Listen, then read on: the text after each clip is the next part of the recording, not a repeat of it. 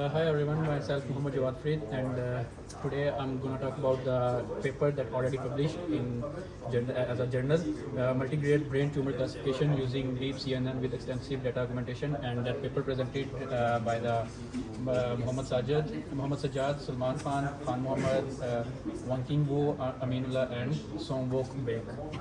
So I'm directly going to talk about my content without any outline and without wasting time.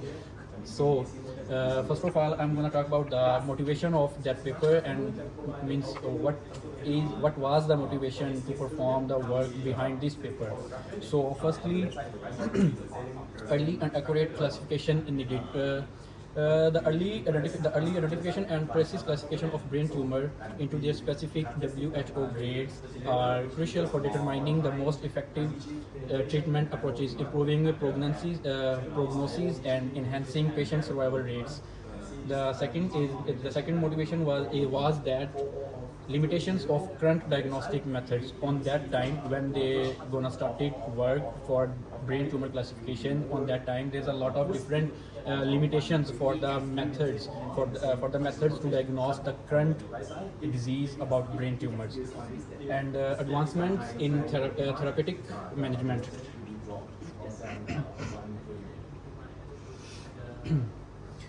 Despite advancements in therapeutic strategies, the prognosis for high-grade tumors remains poor. Improved classification methods can aid in the early detection of aggressive tumors and potentially guide more effective treatments. And the last one is importance of MRI in diagnosis. That what is MRI for? What is the importance of MRI to diagnose the brain tumor? So MRI plays a pivotal role in the non-invasive diagnosis of brain tumor by providing detailed images of tissue morphology. As you can see, the detailed brain cells, different cells and parts of the image in this image. So the motivation includes leveraging MRI alongside advanced computational methods to enhance tumor classification accuracy. So the problem statements, the first problem is the binary classification limitations. So most existing approaches classify brain tumors into two broad categories. First one is the benign, and the other one is the malignant. This binary classification system is overly simplistic and insufficient for guiding detailed treatment plans or understanding the tumor's behavior. And second problem, that is the lack of data for different grades. A significant challenge in brain tumor classification is the scarcity of publicly available data set, particularly for multimodal classifications. So the lack of data hampers the development of models that can accurately differentiate between tumors grade. And the third problem that was on that time the low accuracy of existing techniques. Before doing this work, there was a lot of different works someone's performed in the past, but the problem was that the existing techniques had a low accuracy to classify the brain tumor in MRI images. So the another problem that on that time, need for a comprehensive multi-grade classification system. So there is a critical need for a system capable of classifying brain tumors according to the WHO World Health Organization grades about the brain tumors that was from grade 1 to grade 4. So to provide more nuanced and useful information for treatment planning, requirement for robust data. And the last problem was that requirement for robust data augmentation methods. Due to the limited availability of brain MRI datasets, there is a pressing need for robust data augmentation techniques that can artificially increase the dataset size, enhancing the diversity and quantity of training data for deep learning models. Here is the methodology that they used in the paper. First of all, they used the tumor segmentation, and in this step they involve somehow the deep learning techniques, specifically this model they named this model is input cascade CNN.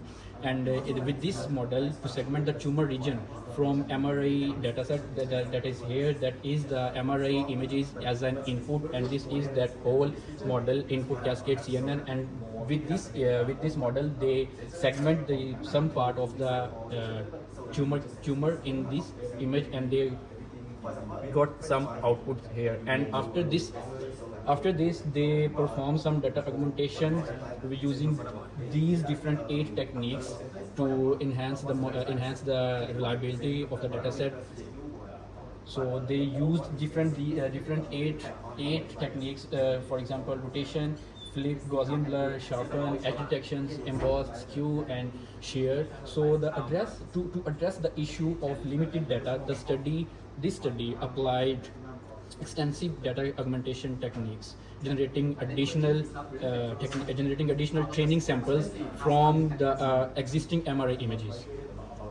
And here is the full deep features extractions and classification model. In this model, for this deep features extraction and classification, here is the main core methodology of this whole paper that was published in 2019. And in this core method, they use the fine tuning of pre-trained model VGG19 CNN model for the classification of brain tumors into WHO grades. The choice of VGG19 is due to effectiveness in learning from small texture patterns, crucial for distinguishing between different tumor grades. So here's some results, and in these results it shows the 2 different things: before data augmentation and after data augmentation. And when they run their models and got some results without data augmentation. So it shows the results shows limited accuracy across tumor grades due to the small data set size. And when they got some results after data augmentation, so you can see it significantly improved the accuracy of the data set and the results. And finally, of the overall, they compare the results with SOTA, state of the art, and they have high accuracy of they have high result in the form of accuracy and the validation as compared to the previous ones.